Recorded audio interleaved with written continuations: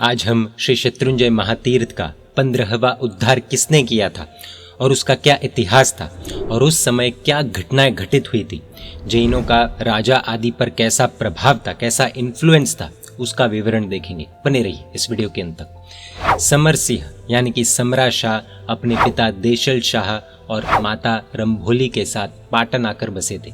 उस समय दिल्ली का बादशाह अलाउद्दीन खिलजी था और उसके सेनापति अलफ खान को सैन्य देकर गुजरात जीतने के लिए उसने भेजा था। अलफ खान ने गुजरात पर आक्रमण कर उसे जीत लिया और वहां का सूबेदार बनकर बैठ गया। उस समय पाटन में सर्वमान्य समरा शाह के शुद्ध व्यवहार को देखकर अलफ खान समरा शाह पर बहुत प्रसन्न हुआ था। यहाँ पर एक चीज समझने जैसी है कि अगर हमारे अंदर न्याय नीति होती है तो मुगल जैसे मुगल बादशाह भी खुश हो जाते हैं। अलफ खान समरा शाह की हर बात सुनता था, उनकी बातों को मान्य भी करता था और समरा शाह की बातों को अपने आचरण में लाने की कोशिश भी करता था। विक्रम संवत 1369 में मुगलों के सैन्य ने गुजरात और सौराष्ट्र के हिंदू और जैन तीर्थों पर आक्रमण किया और चारों ओर विनाश का माहौल बना दिया था। भगवान की प्रतिमाएं भी नष्ट कर दी गई थी। उस समय श्री शत्रुंजय तीर्थ पर भी आक्रमण हुआ था और उसमें तीर्थ के मूल नायक श्री आदिनाथ दादा की प्रतिमा भी खंडित कर दी गई थी। इस विषय में एक और उल्लेख मिलता है कि मुगल प्रतिमा को तोड़ रहे हैं, उस दहशत से लोगों ने श्री आदिनाथ दादा की प्रतिमा को पिरमबेट नामक स्थान पर ले जाकर एक सुरक्षित जगह पर छिपा दी थी। वहां के स्थानीय लोगों ने यह मान लिया था कि तीर्थ की अधिष्ठायिका देवी ने प्रभु की प्रतिमा को किसी गुप्त स्थान में छिपा दिया है। इतने गुप्त तरीके से कार्य किया गया था कि किसी को भी कानो कान खबर नहीं हुई। समझने जैसी चीज ये है कि कुछ कार्य इतने गुप्त तरीके से ही किए जाते हैं। अगर हर कार्य को ढिंडोरा पीट कर किया जाए तो कुछ कार्य जिन शासन के लिए हानिकारक भी बन सकते हैं। मुगल सैन्य द्वारा शत्रुंजय तीर्थ को तोड़ने की बात जब समरा शाह के पिता सेठ देशल शाह को पता चली तब उन्हें भारी आघात लगा। वे उस समय विद्यमान पूज्य आचार्य श्री सिद्धसेन सुरेश्वर जी महाराज साहब के पास गए और उनसे शत्रुंजय के पूर्व में हुए उद्धारों का वर्णन सुना। वर्णन सुनकर उन्होंने अपने पुत्र समरा शाह को आज्ञा की कि हे पुत्र, तू जैनों की शान शाश्वत श्री शत्रुंजय महातीर्थ का उद्धार कर। समरा शाह ने गुरु भगवंत के पास ये प्रतिज्ञा ली कि जब तक शत्रुंजय तीर्थ का उद्धार न हो तब तक मैं हर रोज व्यासना करूंगा, यानी कि दिन में सिर्फ 2 ही बार भोजन करूंगा। तेल को छोड़कर अन्य कोई भी पदार्थ का उपयोग स्नान आदि कार्यों में नहीं करूंगा, यानी कि no shampoo, no soap, no moisturiser, no milk, no chandan, no kesar etcetera. दूध, दही, घी, तेल, गुड़ और शक्कर, इन 6 विगयों में से 1 विगय का त्याग हर रोज करूंगा। डेली जमीन पर ही संथारा करूंगा, यानी कि सोऊंगा। अपने पिता की इच्छा और अपनी प्रतिज्ञा को पूर्ण करने के लिए समरा शाह गुजरात के सूबेदार अलफ खान के पास गए। युगानुयोग उस दिन अलफ खान अच्छे मूड में था और वो समरा शाह को देखकर खुश हो गया। समरा शाह ने सभी अवसर देखकर सूबेदार से कहा कि हिंदू और जैन तीर्थों का नाश होने से धर्म कार्य अटक गए हैं, इसलिए आप मुझे इजाजत दीजिए कि मैं जैनों के पवित्र तीर्थ श्री शत्रुंजय महातीर्थ का उद्धार कर सकूं। आप इसमें मुझे मदद कीजिए। तोड़ जोड़ तो विधि के हाथ में है, तीर्थ को बनाना मेरे हाथ में है और तोड़ना आपके हाथ में है, इसलिए आप इसका कारण बनिए और मुझे फरमान लिख कर दीजिए। समरा शाह की इस बात से प्रसन्न होकर सूबेदार अलफ खान ने समरा शाह को फरमान लिख कर दे दिया। इतना ही नहीं, सूबेदार ने सौराष्ट्र के हकीम मलिक बहराम को आज्ञा की कि सेठ यानी कि समरा शाह को तीर्थ के विषय में सभी प्रकार की व्यवस्था करके दीजिए। समरा शाह ने बहराम को खुश करके उसकी सहमति भी ले ली। समरा शाह की ये इच्छा थी कि महाअमात्य वस्तुपाल द्वारा मूर्ति बनाने के लिए जो पत्थर छिपाया गया था, जो उन्हें दिल्ली के बादशाह से मिला था, उससे प्रतिमा बनवानी है। महामंत्री वस्तुपाल को वो पत्थर कैसे मिला, उसकी भी एक बहुत ही इंटरेस्टिंग कथा है जो हम किसी अलग प्रस्तुति में देखेंगे। पाटन के अरिष्ट नेमी प्रभु यानी कि नेमिनाथ दादा के जिनालय में पूज्य आचार्य श्री सिद्धसेन सुरेश्वर जी महाराज साहब की निश्रा में समरा शाह और जैन संघ का मिलन हुआ, जिसमें गंभीर विचारणा की गई और ये आज्ञा दी गई कि मंत्री वस्तुपाल के पास जो पत्थर है उसे यूज नहीं करके आरासन नामक स्थान से नया पत्थर मंगवाकर उससे ही नई प्रतिमा का निर्माण कराया जाए। समरा शाह ने पिता की आज्ञा लेकर खुद के आदमियों को त्रिसंगमर नामक स्थान पर भेजा। उन आदमियों ने त्रिसंगमर जाकर वहां के राजा महिपाल की आज्ञा लेकर माइन में से एक बड़ी शिला बाहर निकलवाकर शिल्पकारों को देकर नई प्रतिमा का निर्माण कराया। इस तरफ सम्राट शाह ने शत्रुंजय के मेन जिनाले का फाउंडेशन से लेकर कलश तक उद्धार कर दिया था। श्री वत्सकुल के सेठ स्थिरदेव के पुत्र लुंढक आदि श्रावकों ने अन्य देहरियों का उद्धार किया। उस समय मूलनायक प्रभु की जो नई प्रतिमा तैयार की गई वो प्रतिमा भांडू, पाटन, पीपराड़ी होकर पालीताना पहुंची। मात्र 6 दिन में उस प्रतिमा को शत्रुंजय पर्वत के ऊपर नूतन जिनालय तक ले जाया गया। सोचने जैसा है। सर्व विद्या विशारद मुनि श्री बालचंद्र जी ने नई प्रतिमा को मूल जगह यानी कि आसन पर स्थापित किया। संघवी देशल यानी कि सम्राट शाह के पिता ने गुरु भगवंत के पास प्रतिष्ठा के लिए मुहूर्त निकलवाया और अलग अलग देशों में आमंत्रण भेजा और फिर एक शुभ दिन देखकर पाटन से श्री शत्रुंजय तीर तक छरिपालित संघ निकाला। गुजरात के सूबेदार अलफ खान ने संघ की सुरक्षा के लिए एक बड़ा सैन्य बल संघ के साथ भेजा। यह एक बात जानने जैसी है कि जहां हमने मुगलों का इतिहास देखा है जो लगभग लूटमार से भरा पड़ा है, वही कई घटनाएं ऐसी भी बनी हैं जिसमें हमारा संबंध मुगल शासकों से जब अच्छा रहा है तब हमारे जिन शासन की उन्नति और रक्षा भी हुई है। इसलिए कई बार गुरु भगवंत कहते हैं कि एकांत से किसी के भी साथ दुश्मनी नहीं रखना। शासन रक्षा की दृष्टि से कई बार सोचना भी पड़ता है। इस संघ में भोजन, वेशभूषा आदि की देखरेख सम्राट शाह करते थे और सेठ सोमपाल संघ की देखरेख करते थे। संघ ने पीपराड़ी गांव में आकर दूर से ही शत्रुंजय तीर्थ के दर्शन किए। संघ ने पालीताना पहुंचकर महामंत्री वस्तुपाल की पत्नी ललिता देवी के नाम से बांधे हुए ललिता सरोवर के किनारे पड़ाव डाला।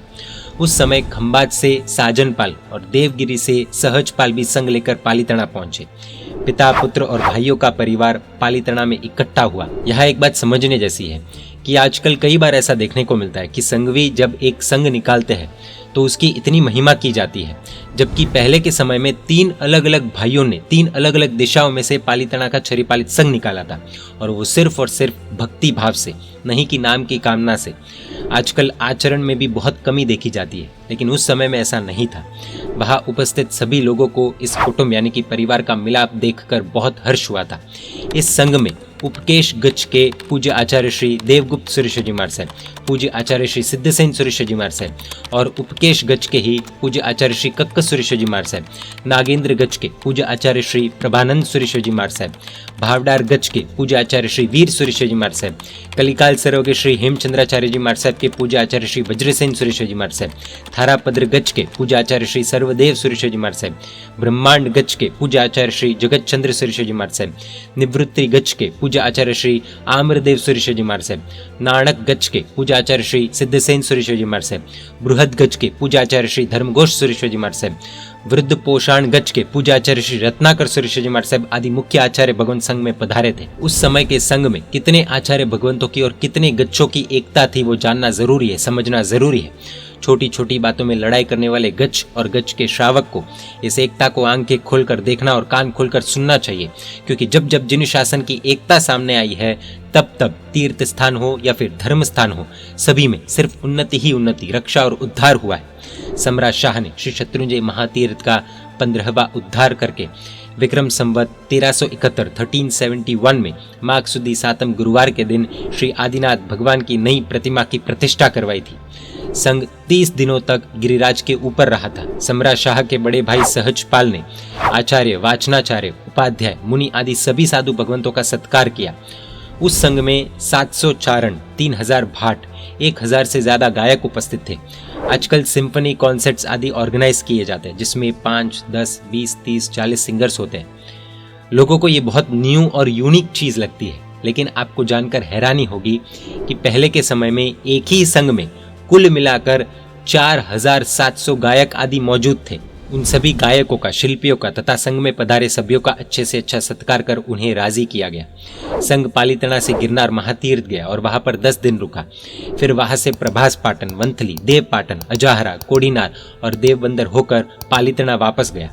सम्राट शाह ने शत्रुंजय के ऊपर अष्टापद चैत्य तथा देशल वसही जिनालय की स्थापना की और आचार्य सिद्धसेन सुरेश्वर जी महाराज साहब, सेठ आशाधर, देशल शाह, सेठ लूण सिंह आदि की अंजलि मुद्रा में यानी कि हाथ जोड़ती हुई मुद्रा में मूर्तियों की स्थापना की, जो आज भी प्रथम टूंग के अंदर इधर उधर दिखती है। दिल्ली के बादशाह कुतुबुद्दीन ने सम्राट शाह को दिल्ली बुलाकर उनका आदर किया और दिल्ली के व्यापारियों के हेड के रूप में उन्हें विराजित किया। गयासुद्दीन ने भी सम्राट शाह का भारी सत्कार किया था। इन शॉर्ट, दिल्ली के दरबार में सम्राट शाह की पहुंच बहुत ही अच्छी थी। यहाँ पर एक सम्राट शाह से जुड़ा अद्भुत और आंखें खोल देने वाला प्रसंग जानने जैसा है।